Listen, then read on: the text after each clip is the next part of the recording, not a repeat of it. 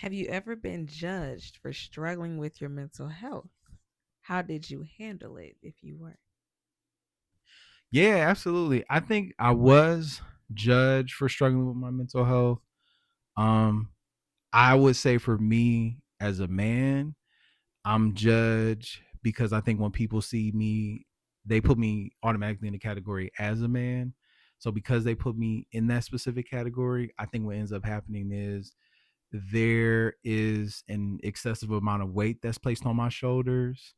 And when I'm not performing to the best of my ability, or when I'm not achieving, or I have like high, I don't know if you'll say high standards or whatever.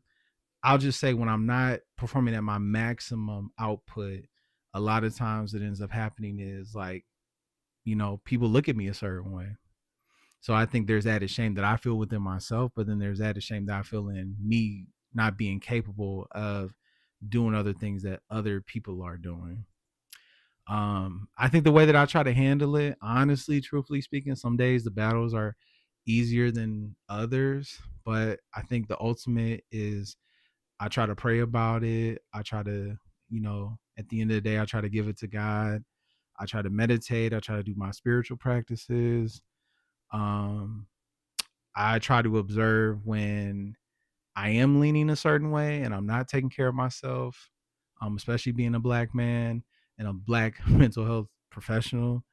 I do also believe too that um so I'll talk about the process as far as I think leaning into it. I think when I'm able to lean more into myself, I'm able to understand myself a lot better. And when I understand myself a lot better, I notice that I'm able to give back to myself what I feel like I need. And sometimes I think that's also hard because sometimes what I need, I'm asking myself the question, is it even permissible? Because I'm asking myself, is it permissible based on societal norms of what is permissible for men to actually receive?